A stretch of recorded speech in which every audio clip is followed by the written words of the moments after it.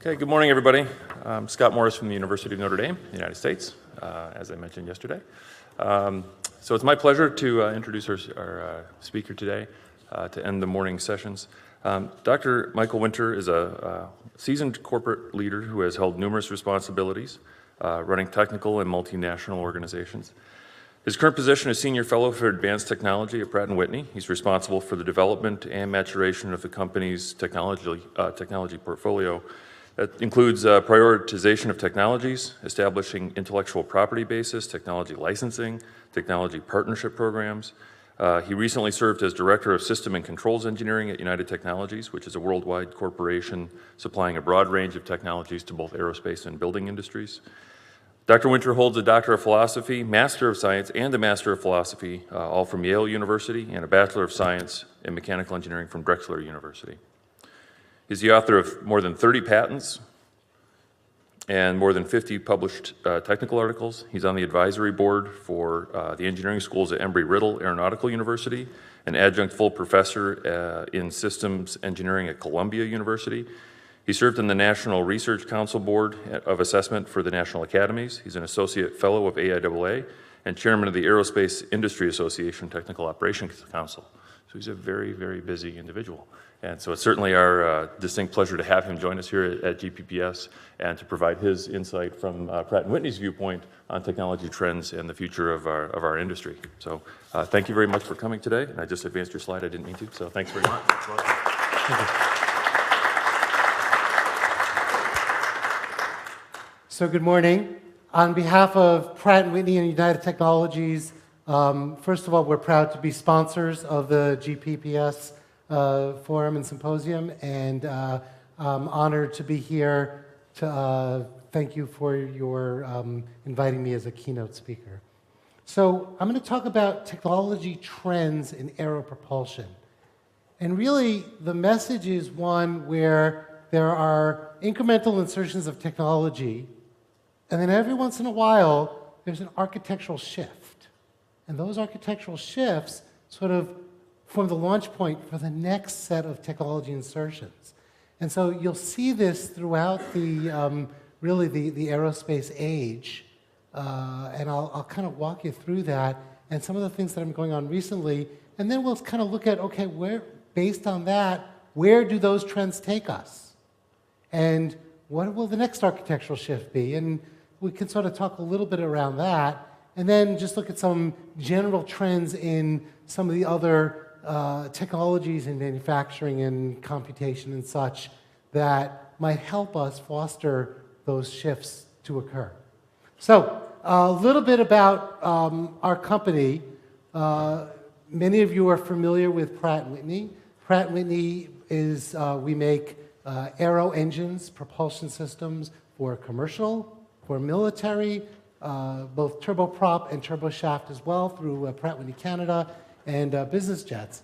We also have an aerospace systems division that provides all the other subsystems on the aircraft, from the landing gear to the slides to the bathrooms to the electrical systems, and those might also set a trend from a systems architecting, system integration perspective for future gains in aircraft. And to just sort of highlight where that's going, many of you might have heard that last month we acquired Rockwell Collins.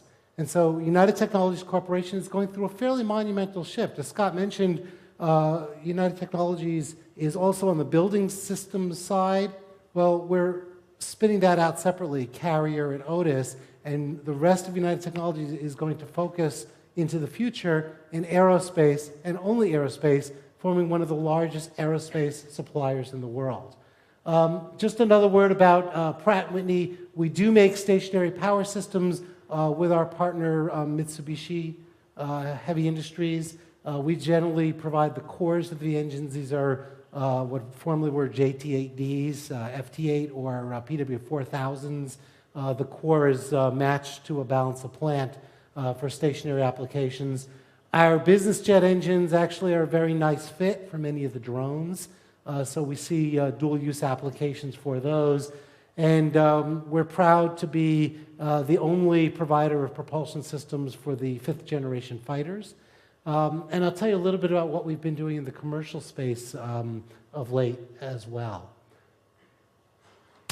So let's go all the way back to 1925. And at the time, aircraft were powered by piston engines. Those piston engines were water-cooled. And Frederick Rensselaer had an idea. And his idea was to take the engine and essentially make each cylinder its own heat exchanger. By doing that, translated it to an air-cooled system. By making it an air-cooled system, the power-to-weight ratio improved by about an order of 2.5. And so that was again, first architectural shift that we saw, and that really led to use of, between the wars and into World War II. During World War II, we made over 500,000 of these engines, the WASP engines, which was the radial piston arrangement. Also, around that time, in 1938, the jet engine was conceived. It was a single-spool jet engine by Whittle. And when you think about the jet engine, we take it for granted. The jet engine, we all, many of us flew here, and inside the jet engine, the temperatures are extremely hot. The temperature at in the combustor is hot enough to melt rocks. The temperature entering the turbine is hot enough to melt all the metal around it. So think about that when you're flying home. The pull loads on the blades, for example, in a military fighter, is equal to the weight of the entire airplane. And yet we bet our lives on this, many times a week. And it's got to be reliable, and indeed they are. And if you think about it, the gas turbine engine is probably the most sophisticated, mass-produced device known to mankind. Somewhere between 40,000 parts in a commercial engine, 60,000 parts in a military engine. And it all works flawlessly day in and day out.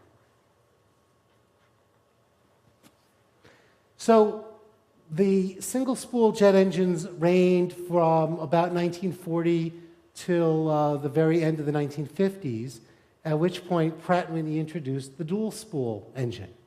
In the dual-spool engine, of course, you have the core of the engine with a compressor, a combustor, and a turbine, and then going through there's a shaft with a low-pressure turbine on the back, and a low compressor and a fan on the front of the engine.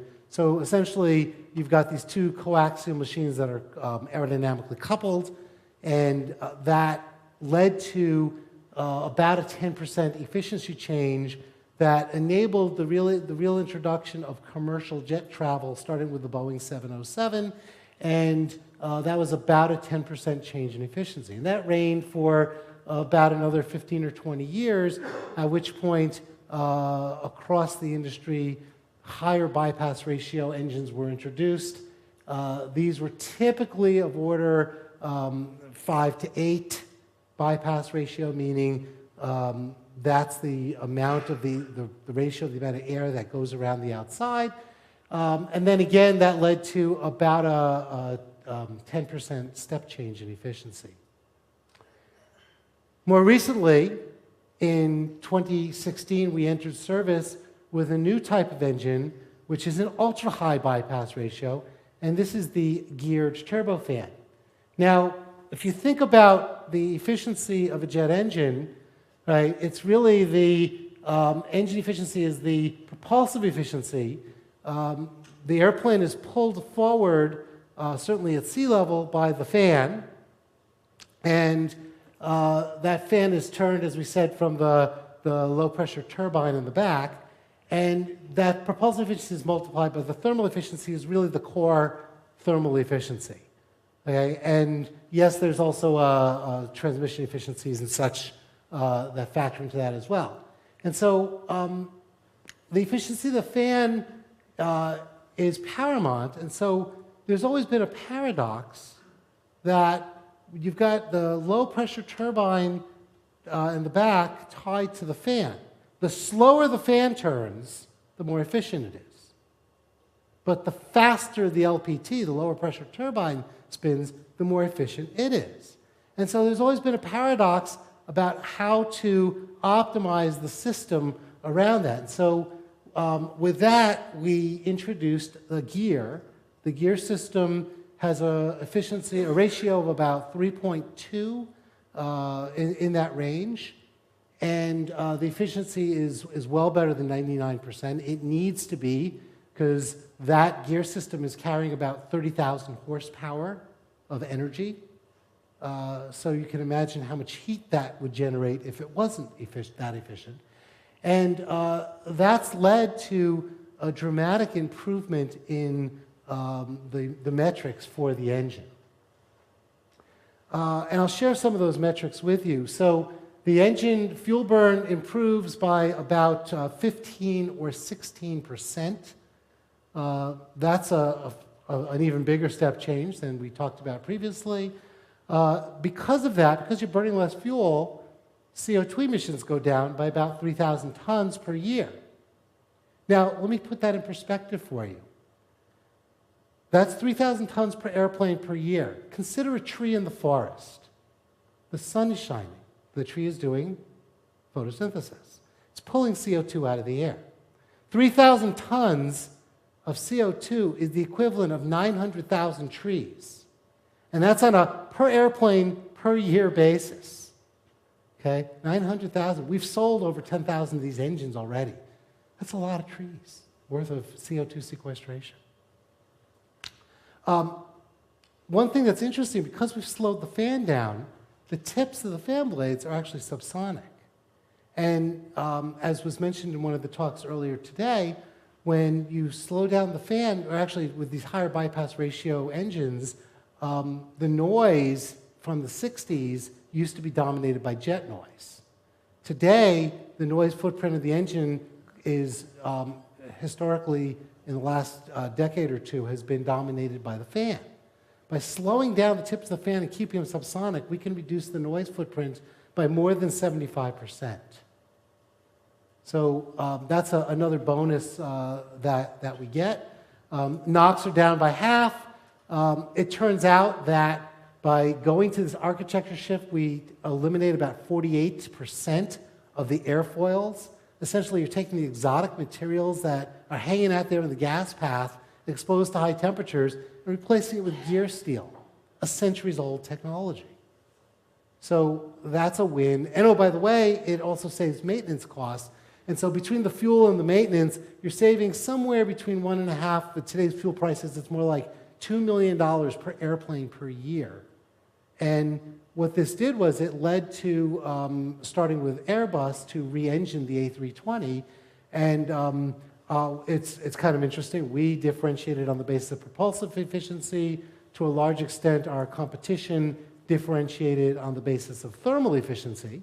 And with the LEAP engine. One comment about the fewer airfoils that we have, the competitive engine, the LEAP engine, has 7 stages of LPT. We have just 3. So that's you can think of that as part of the benefit that comes from this from a maintenance cost standpoint. So where's it all going to go?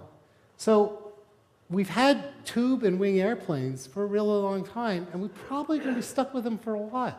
You know, the Boeing 707 ranged 3,000 nautical miles. There were 4 engines on it. 787, 8,500 nautical miles.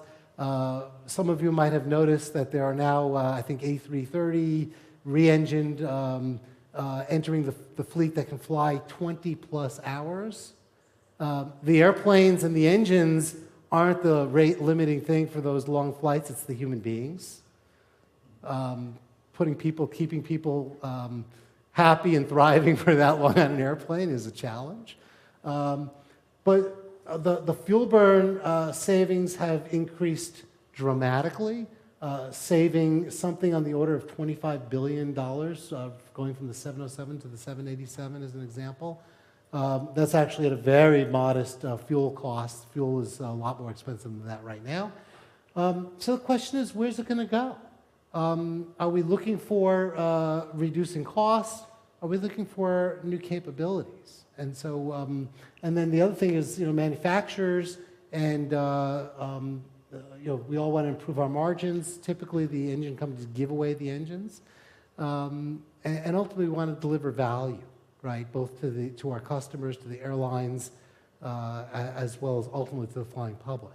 So those are kind of the drivers.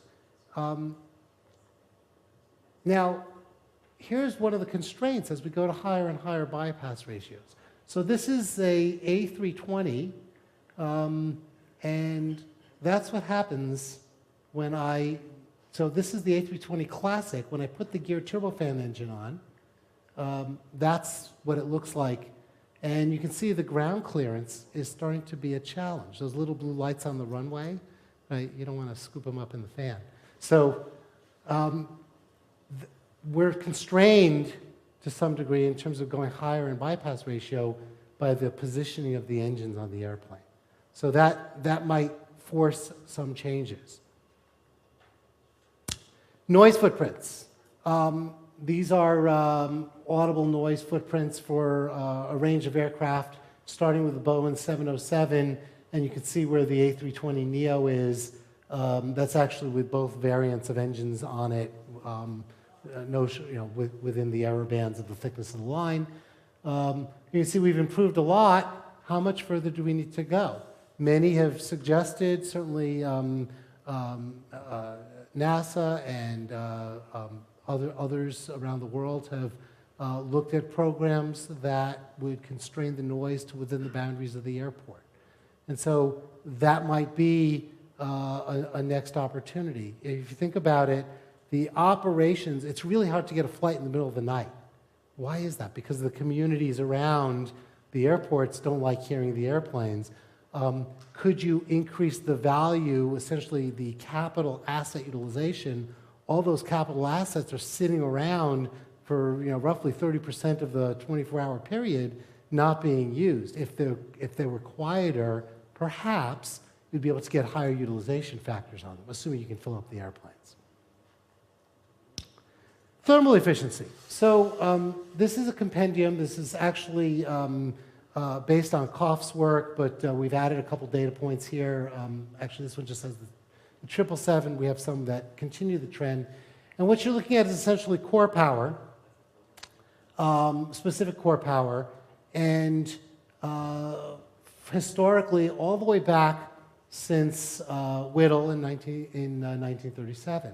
So in 82 years, what do we observe from this? A couple things. In 82 years, we've improved about 375% in core power and efficiency. 375%. We've also plotted on here the ideal Brayton cycle efficiency line. And you'll note that the data points tend to trend somewhere around 65, 70% of that line. And you could probably fit a curve through these points, and it actually fits pretty well. You'll also note that if you look at the theoretical hydrocarbon stoichiometric limit, we're only a third of the way there. So what this suggests is that from a thermal efficiency standpoint, we have a lot of runway. There's a long ways to go. Now, you may note that those temperatures on the bottom, these are in Fahrenheit, get kind of racy from the material systems that we use today. And so when you think about some metallic systems, that might be a challenge. There are new developments in ceramic matrix composites going forward, and those classes of materials should allow operation at significantly higher temperatures. And those temperatures will enable us to take advantage of some of that thermal power and thermal efficiency. Now, one of the things that happens when I go up in temperature and I go up in pressure is that my core size comes down. So this is the core size is measured at the back of the compressor, the exit corrected flow of the compressor. And so if you look at the overall pressure ratio against the core size, you can sort of see that on the full axial machines, we're kind of riding pretty close to the limit. So let me give you a specific example of that and why that is. When I look at the backstage of the compressor, say in the engine that we have in the A320, the blade itself is inserted blade into a disc, and it's smaller than the nail of my pinky. So when you think about the tip effects and the leakage at the tip, as you need to leave at least some gap there so you avoid rubs on maneuvers and such, the percentage that is that gap relative to the entire span of the blade is actually becoming a high percentage. That's a leakage, that's a loss, right? So axial machines, ultimately, as you go to these smaller core sizes, higher OPRs are going to be limited. When you look at the centrifugal machines, they tend to allow you to go to smaller core sizes, but they tend to be less efficient. And so there you're sort of often trading efficiency, at least with the way we design them today.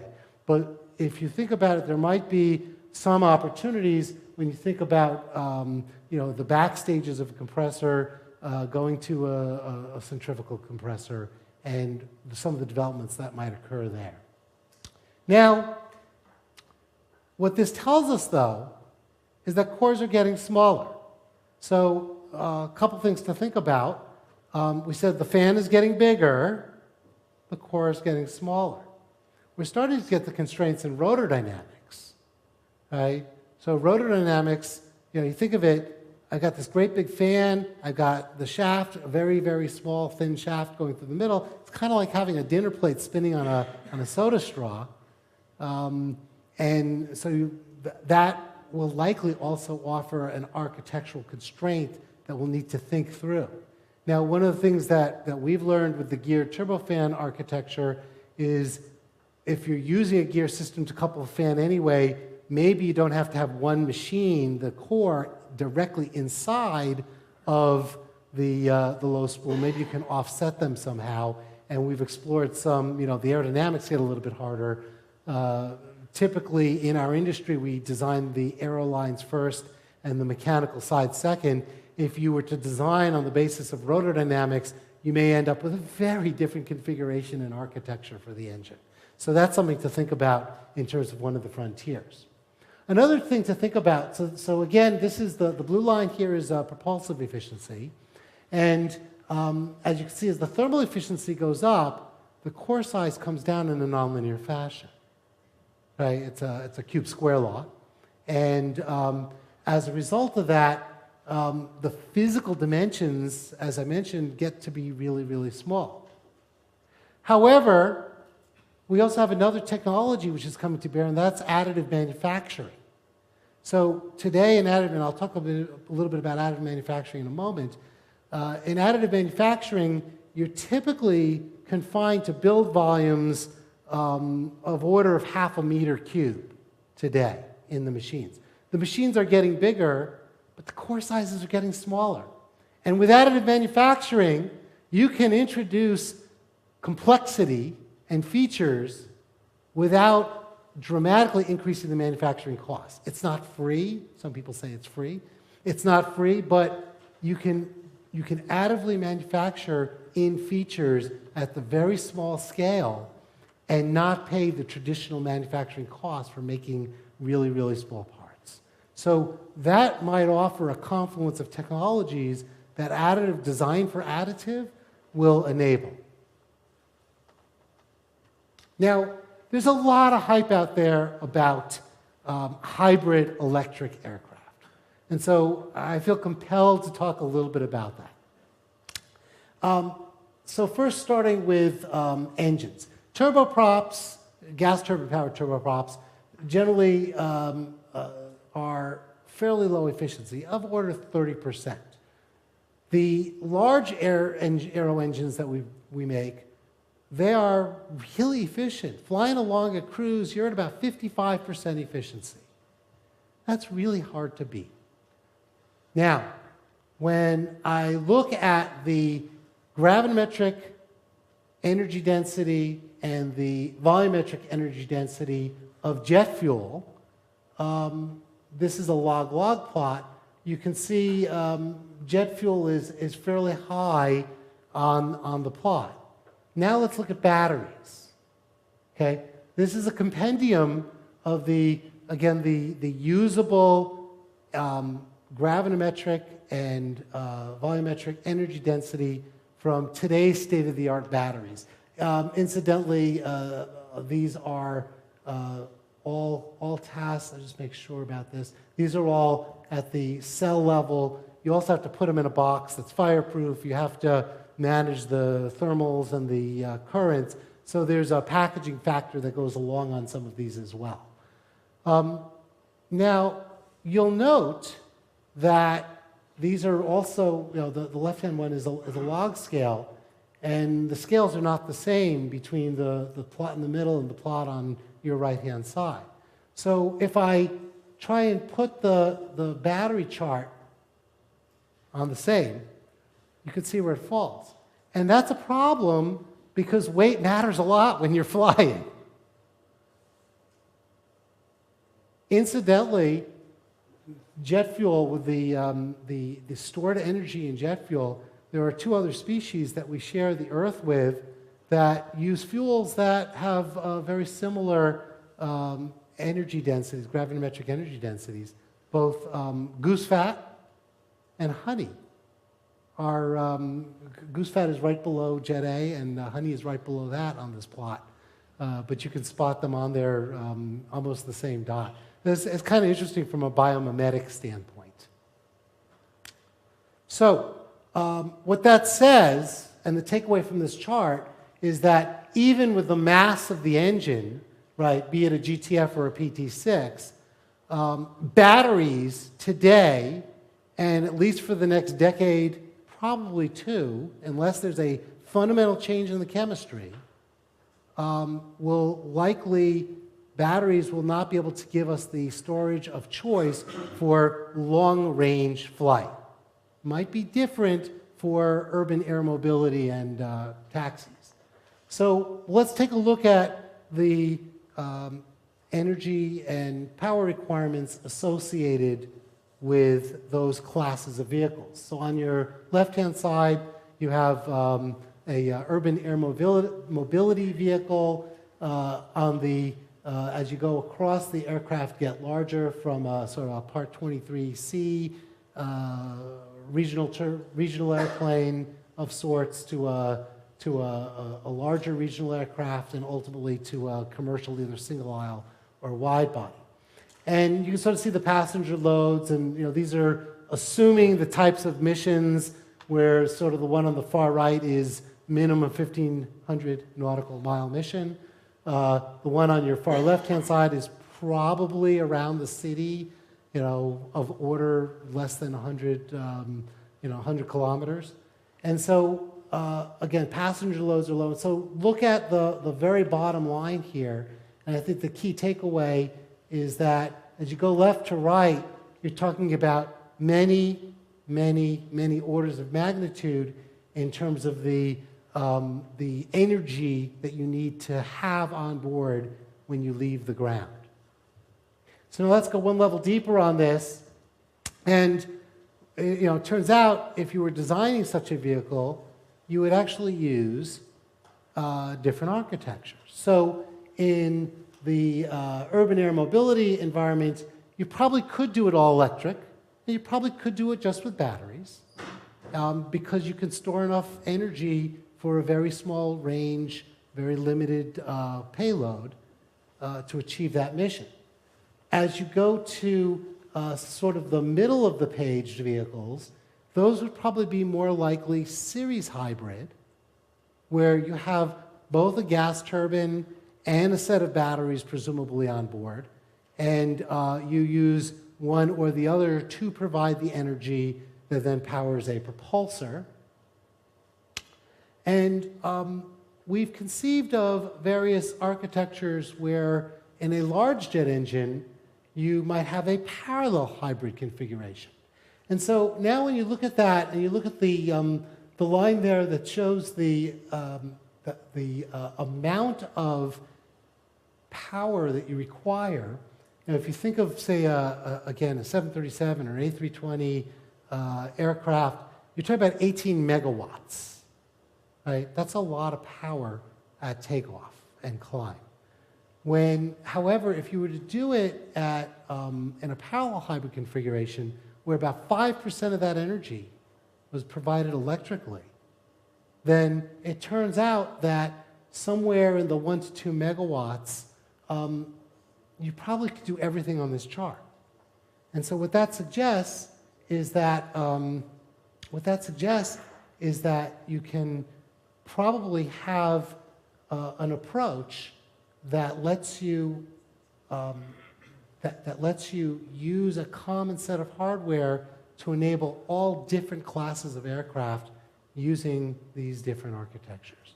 So what do I mean by parallel turboelectric? Think of if I have a motor starter generator on the core of the engine, and I have essentially a motor generator on the low spool or on the fan, right? And I can trade power between the spools.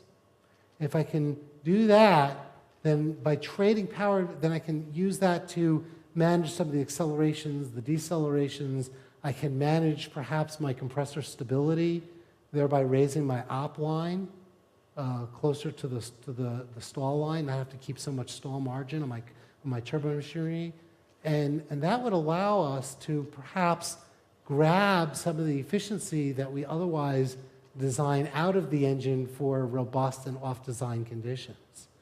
And if you had about 5% of the energy to switch between them, and you could do it fast enough, probably batteries don't give you the current flow rates and C rates, they're called, to accommodate that. You probably need a combination of both batteries and ultracapacitors. With those types of configurations, there might be something there. Now, I'll qualify it and say that you're only talking about 5% of the propulsion, and with today's battery power, storage and densities, you're probably, if you were to get all of that energy in the battery for free, and if it didn't weigh anything, the best you're going to get from that is 5%, right? You might pick up a couple percent by how you manage transients in your turbo machinery. So it's not going to get you all the way to 10%, but it might get you, enough there that it's probably worth doing. So this deserves much, much deeper exploration.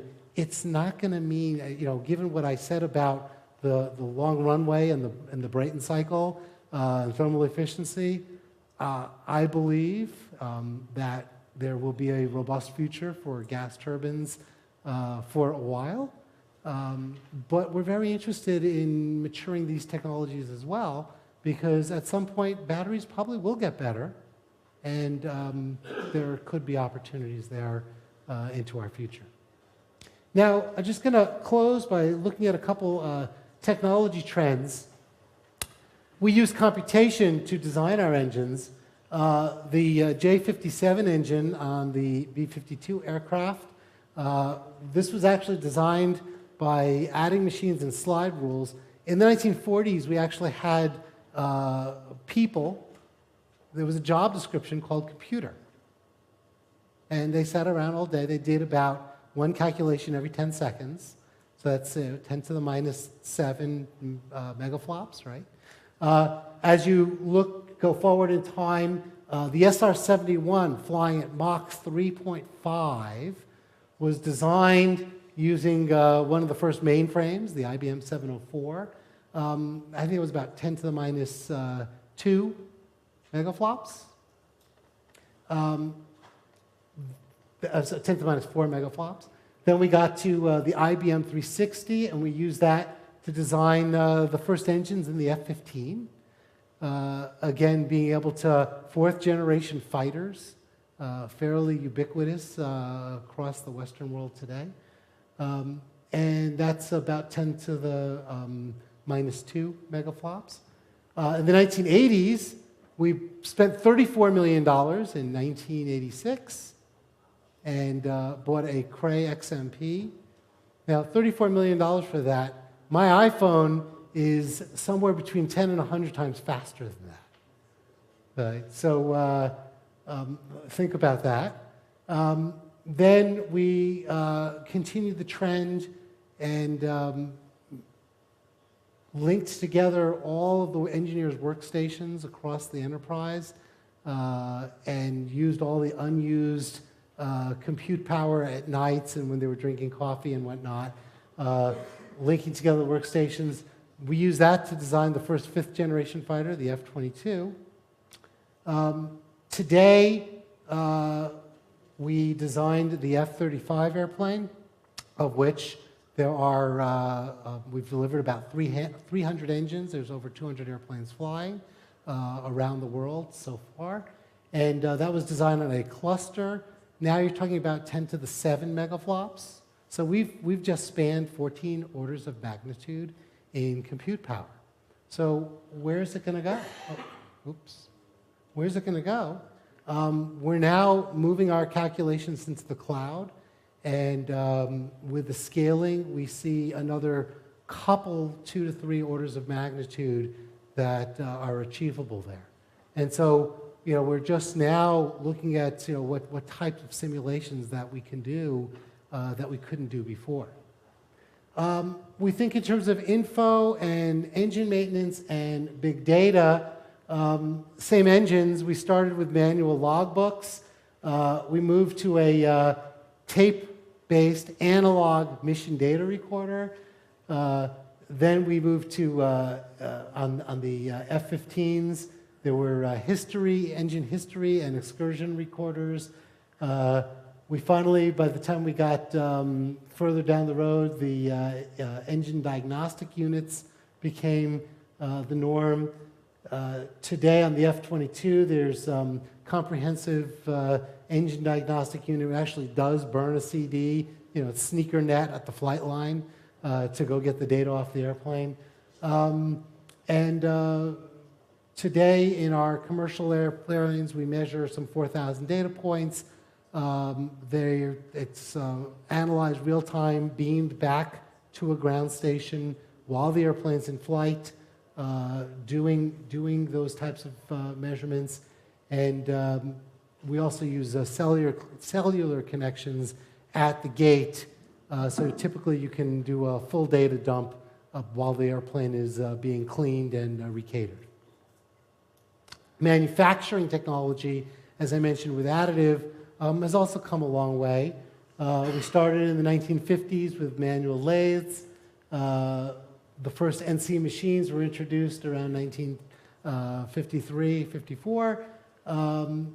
First hipping process, hot isostatic press, that was used to essentially address the microstructure in discs and other high-stressed parts. Moved in the late 60s to NC, numerical control tape machines. CNC tape machines became the norm in the 70s. 5-axis milling, actually enabling the integrally bladed rotors. So instead of having to insert all the blades, the entire compressor stage can be a single piece. That was first enabled by this type of manufacturing process. And now these are sort of fully robotic systems. We have many of these machines, more than 80, for instance, at one of our sites, just stacked up, churning out IBERs. And then we moved to first stereolithography in plastics, but now we're printing metal parts. We do have 3D printed parts in our commercial engines today. You hear a lot about fuel nozzles, and that's sort of a quintessential use case because there's a lot of parts, and it's not a structural load-bearing part.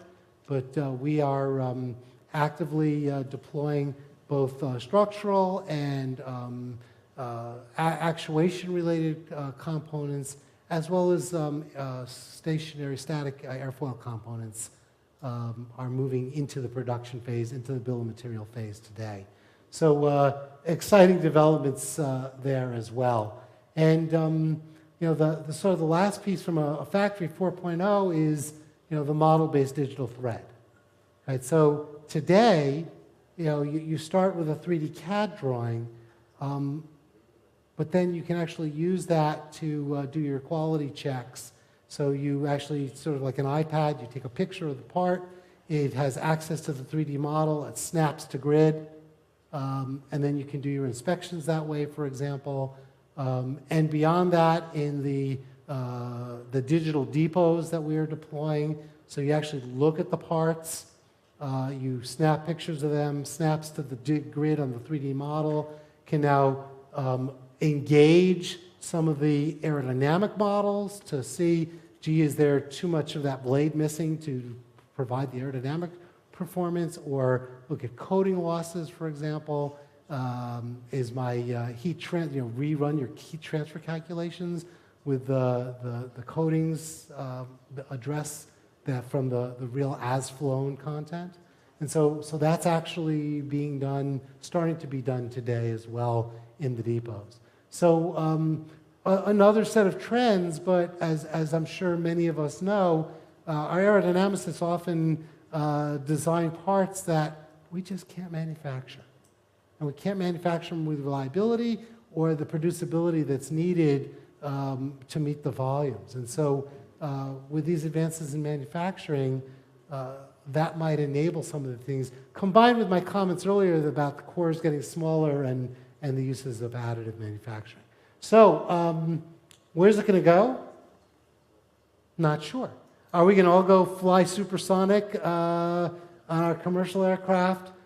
Noise and emissions, repositioning the engines to provide boundary layer adjusting, so that essentially the boundary layer off the fuselage of the airplane is essentially sucked in and re-energized at the back, so you're essentially matching the momentum deficit at the back of the aircraft. We've been doing some design work in that and sort of challenged by distortion-tolerant fans and inlets combined, so that is a challenge, a technical challenge there. But the work that we did combined with NASA and the United Technology Research Center showed that there was somewhere between 6 and 9% benefit achievable based on wind tunnel testing that could be achieved with those types of configurations. Or, I was reading in earlier this week that some market forecasts were released by some of these consulting firms suggesting that urban air mobility in 10 years is going to be in excess of $1 trillion market. So, maybe that would again redefine our notion of the hub and spokes of the air transit and air travel. That maybe they'll be capturing people to longer distance and more point-to-point flights, and that would also perhaps change the demographics of the size of aircraft in the commercial fleet when you complement it with something like an urban air mobility. That one will be likely challenged not only by the battery technology, but also the social acceptance from a safety and noise standpoint. So it'll be interesting to see where that goes. It will likely penetrate in less regulated markets than sort of in the heart of Europe or in the heart of the United States. And we already see in places like Saudi Arabia, UAE, and China, where they're moving towards human demonstrations of some of these vehicles within a year to 2 years. So with that, I'll close, and I've left a few minutes for some questions.